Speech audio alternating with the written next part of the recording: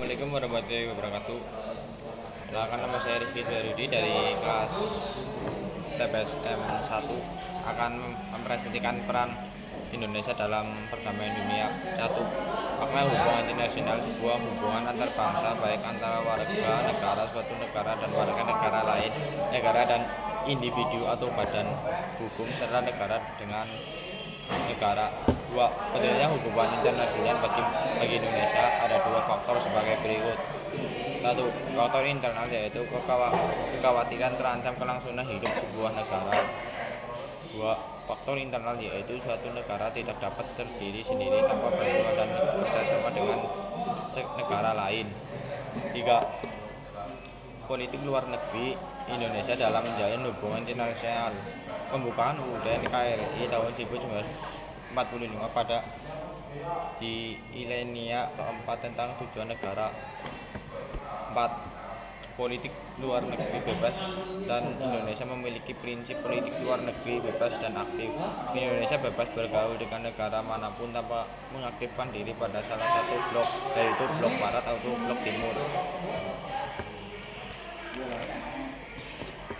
Indonesia aktif bekerjasama dengan negara lain dalam bentuk perdamaian dunia. Internasional yang dilakukan Indonesia adalah kerjasama bilateral atau dua negara, regional atau dua atau lebih negara di suatu kawasan, dan multilateral banyak negara. Kerjasama regional, kerjasama RIS, Summit atau EAS untuk memberantas ilegal penangkapan ikan secara ilegal. B. Southwest Pacific Dialogue atau SWPD sebagai upaya mencapai sekaligus mempererat hubungan antar negara-negara di kawasan ASEAN, sedangkan SWDP beranggotakan 6 negara, yaitu Australia, Filipina, Indonesia, Papua Nugini, Selandia Baru, dan Timor Leste. Kerjasama multilateral. 1. Konferensi Asia dan Afrika. Negara-negara yang memiliki persamaan nasib, yaitu sebagai bekas negara jajahan. A. Diplomat didefinisikan sebagai proses komunikasi antara pelaku politik internasional dan instrumen untuk mencapai tujuan kebijakan politik luar negeri suatu negara. B. Negosiasi, suatu usaha untuk mengatasi masalah yang dihadapi oleh dua negara tanpa melibatkan pihak ketiga. Multilateral disebut sebagai diplomasi atau bimbingan tidak resmi yang disebut koridor up. Lobby untuk mempengaruhi negara tertentu. Propaganda, suatu usaha sistematis yang dilakukan untuk mempengaruhi pikiran, emosi, dan tindakan suatu kelompok untuk kepentingan masyarakat pada umumnya.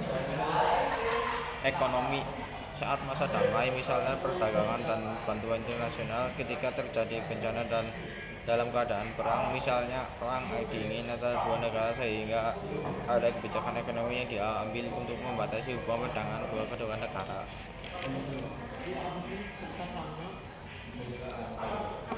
Satu. Peran Indonesia di Perserikatan Bangsa-Bangsa atau PBB.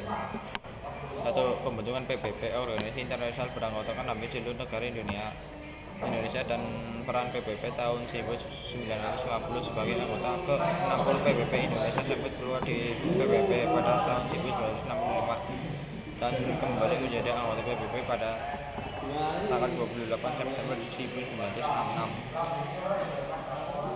1. PBB berperan dalam pembentukan KTN atau Komisi Tiga Negara mengawasi perjanjian Renville. PBB membentuk UNCL atau United Nations Commission on Indonesia menyelesaikan sengketa antara Indonesia dan Belanda serta membawa Indonesia dan Belanda ke perundingan Romoyen. 3. PBB membentuk UNCL atau United National Temporary Executive Administrator sementara Iran Barat pada tahun 1992. Peran aktif Indonesia. 1. Menteri Luar Negeri Indonesia ada Malik pernah menjabat sebagai ketua sidang ke-26 Majelis Umum PBB pada 1971. 2. Indonesia juga sudah 3 kali menjabat sebagai anggota tidak tetap Dewan Keamanan atau DK PBB. Indonesia menjadi anggota sejumlah lembaga-lembaga di bawah naungan PBB.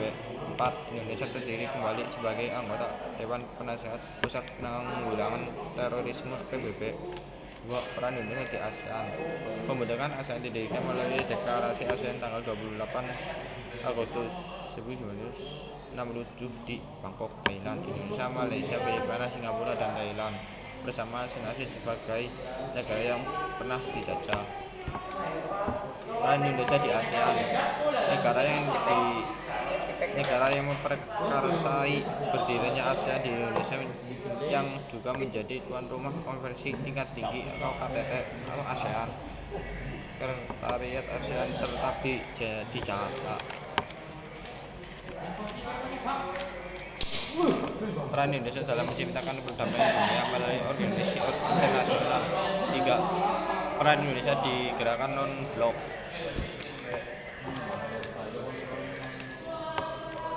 Pembentukan gerakan non-blok merupakan wadah yang tepat bagi negara-negara berkembang untuk memperjuangkan cita-cita Indonesia lahir sebagai negara netral yang tidak memihak tokoh-tokoh atau pengagas.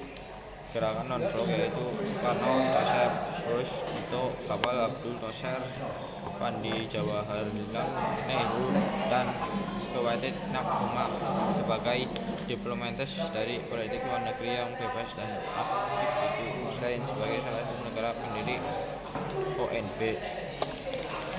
B. Peran Indonesia di gerakan non-blok. 1. Salah satu pengkarsa GNB gerakan non-blok. Hal tersebut diwakili oleh Presiden Soekarno sebagai pemimpin negara pada saat itu. Terdapat 4 negara lainnya yang mempelopori pendirian GNB. Keempat negara tersebut adalah Mesir atau Gamal Abdul Nasser, Yusuf Broz Tito, India, Pandey Jawahar Nehru, dan Ghana Nkrumah. Para pemimpin negara tersebut melaksanakan pertemuan di kota Belgrade, Yugoslavia pada tahun 1991. Pertemuan ini didirikan gerakan non-blok. Pemimpin bernama GNB ini diberikan kepada Presiden Yugoslavia yaitu Joseph Broz Tito. 2. Pemimpin gerakan non-blok pada tahun 1991. Presiden Soekarno selaku Presiden RI saat itu terpilih menjadi Ketua GNB pada tahun 1991. KTT ex GNB dilakukan pada tahun 1901 sampai 6 sampai Presiden 1992 dengan Ketua Presiden Soeharto. Memecahkan masalah dunia terdasar pada asas keadilan. Salah satu adalah peran penting Indonesia dalam meredakan ketegangan di kawasan bekas Yugoslavia sampai pada tahun 1990. Sekian dari saya. Wassalamualaikum warahmatullahi wabarakatuh.